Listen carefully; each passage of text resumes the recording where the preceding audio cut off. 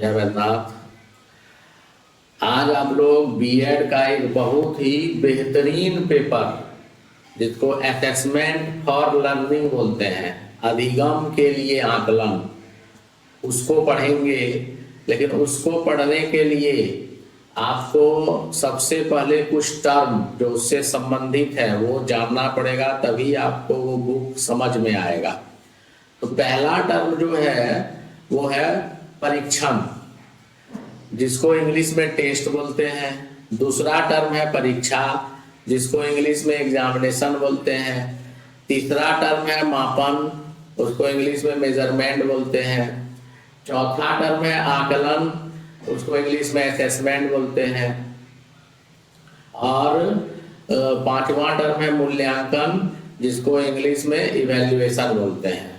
तो ये आप लोग इंग्लिश और हिंदी का टर्म समझ गए होंगे कि क्या किसका हिंदी क्या होता है और किसका इंग्लिश क्या होता है।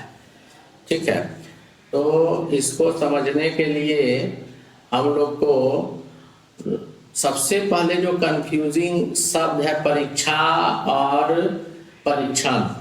तो परीक्षा और परीक्षण हम ज़्यादातर लोग सब कोई समझता है एक ही है, लेकिन ऐसा बात नहीं है, दोनों अलग अलग है।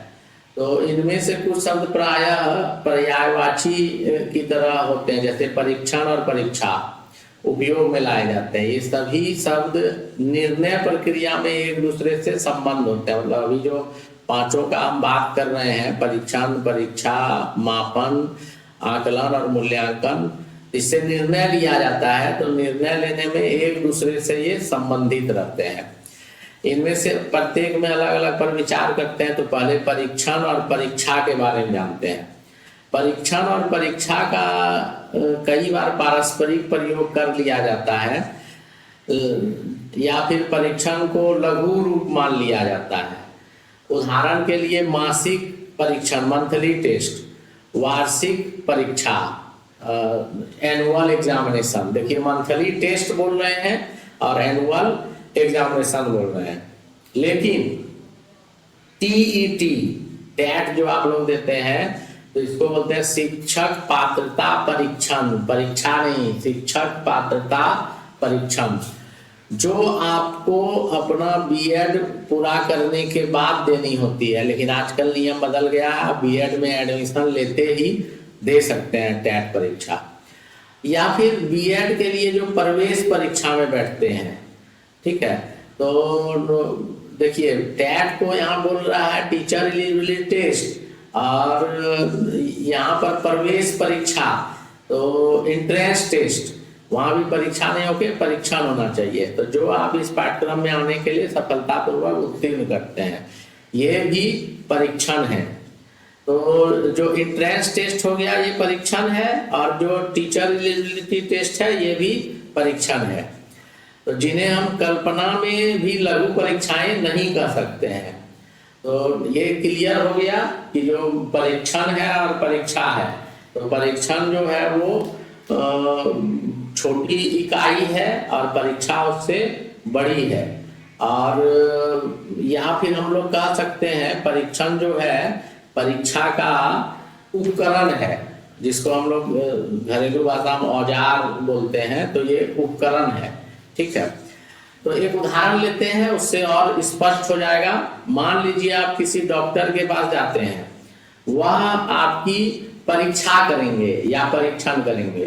तो निश्चित रूप से आप जान लीजिए कि वह आपका परीक्षा करेंगे, ठीक है। लेकिन ब्लड टेस्ट लिख देंगे कि ये टेस्ट करवाओ, तो वहां पे वे कुछ परीक्षण लिख देते हैं। लेकिन डॉक्टर से जब आप दिखाने जाते हैं तो वहां आपका परीक्षा होता है, ठीक है। तो इस प्रकार परीक्षण मूल रूप से उपकरण है। किसका उपकरण है? परीक्षा का। परीक्षण मूल रूप से परीक्षा का उपकरण है। तो जैसे आप लोग बीएड में नाम सुने होंगे, बुद्धि परीक्षण, अभिव्यक्ति परीक्षण, उपलब्धि परीक्षण इत्यादि। अब तो फिर परीक्षा क्या हुआ? परीक्षा एक प्रक्रिया है, परीक्षा एक प्रोसेस है। तो एकदम बिल्कुल स्पष्ट है। तो परीक्षण टेस्ट क्या है? वो एक उपकरण है, टूल्स है। किसका? परीक्षा का। और परीक्षा क्या हो गया? एक प्रोसेस है, पूरी प्रक्रिया है। आगे बढ़ते हैं। 2 टर्म हमको लगता है आप लोग समझ गए होंगे। अब मापन के बारे में आते हैं। तो मापन क्या है? जिसको मापा जा सके। तो जैसे मापते हैं, स्केल ले लीजिए और एक धागा को मापिए, तो आया 10 सेंटीमीटर। तो 10 सेंटीमीटर, 10 क्या है? अंक है, और सेंटीमीटर क्या है? इकाई है। तो 10 सेंटीमीटर या 10 किलो आलू खरीदने गए, तो 10 क्या है? अंक है, और किलो क्या है? इकाई है, किलोग्राम इकाई है। तो मापन उसको कहते हैं जो मापा जा सके। तो मापा जा सके तो, और उसको दर्शाया जा सके किस फॉर्म में? 5 सेंटीमीटर, 10 किलोग्राम आदि। अब हम अन्य 2 शब्द आकलन और मूल्यांकन को समझने के लिए वापस पूर्ववर्ती उदाहरण की तरफ लौटते हैं, डॉक्टर वाला उदाहरण के बाद। जब आप एक प्रयोगशाला में परीक्षण करवाते हैं, तो आपको एक रिपोर्ट मिलती है जिसमें परीक्षण किए गए प्राचलों के मापन, अंक और इकाइयां होते हैं, अंक जोड़ इकाइयां। उदाहरण के लिए आपके रक्त में हीमोग्लोबिन का मान 16 ग्राम प्रति DL, DL मतलब डेसीलीटर है। तो देखिए, आप हीमोग्लोबिन का टेस्ट कराने गए हैं और कितना आया? 16 ग्राम प्रति DL। तो 16 ग्राम प्रति 16 अंक हो गया, और ग्राम प्रति DL ये इसका इकाई हो गया। तो अभी तक जो हुआ है, मापन हुआ है इसका। अब इनके साथ रिपोर्ट में एक अन्य कॉलम होता है जो इन मापनों का कुछ अर्थ देता है। जैसे सामान्य से नीचे, सामान्य से ऊपर, ये उसमें लिखा रहता है कि यहाँ से यहाँ तक होगा तो सामान्य से नीचे होगा, इसके बीच होगा, सामान्य से ऊपर होगा। तो पहले क्या दिया? 16 ग्राम प्रति DL। अब बाद में फिर एक चार्ट दे दिया, सामान्य से नीचे, सामान्य से ऊपर। अतः मापन का अर्थ निर्धारित करना आकलन कहलाता है। बिल्कुल, मतलब आप इस सेंटेंस से समझ गए होंगे कि मापन तो हो गया 16 ग्राम प्रति DL, लेकिन इसका अर्थ निर्धारित हो गया कि सामान्य से ऊपर है कि सामान्य से नीचे है। तो हम कह सकते हैं कि मापन का अर्थ निर्धारित करना आकलन कहलाता है। मापन का जब अर्थ निकाल दिया जाए तो उसको आकलन कहते हैं। अब आकलन जो है परिमाणात्मक तथा गुणात्मक हो सकते हैं। तो ये क्लियर हो गया आकलन किसे कहते हैं। अब कई आकलनों के आधार पर श्रेणी निर्णय के साथ अंतिम निष्कर्ष निकालना मूल्यांकन कहलाता है। कई आकलनों के आधार पर, मान लीजिए ब्लड टेस्ट लिखा है, यूरिन टेस्ट लिखा है, और अलग अलग टेस्ट लिखा है, और सभी टेस्ट को करवाने के बाद, तो देखिए कई आकलन का आधार ले लिया और श्रेणी निर्णय के साथ अंतिम निष्कर्ष निकालना मूल्यांकन है।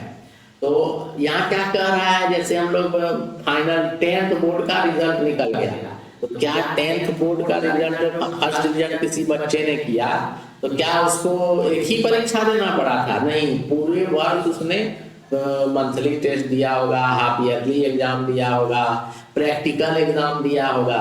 तो ये सब जो अलग अलग एग्जाम दिया है, क्या कई आकलनों के आधार पर श्रेणी का निर्णय। अब अंतिम में रिजल्ट निकला, वहां पे हो गया फर्स्ट डिवीजन, तो ये हो गया आपका मूल्यांकन।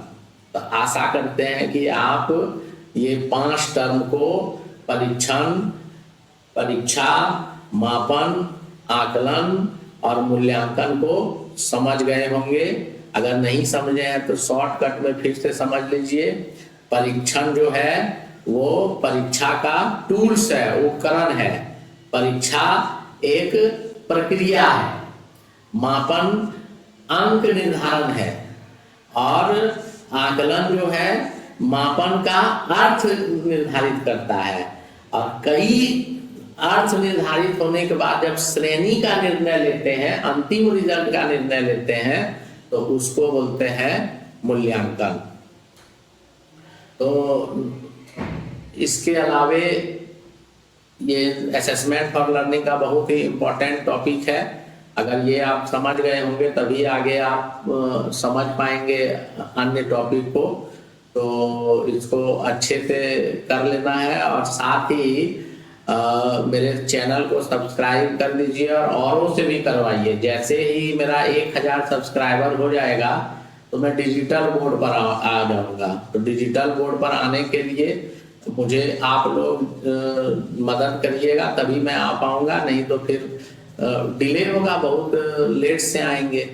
तो सबको इसको सब्सक्राइब करिए और औरों से भी करवाइए। धन्यवाद।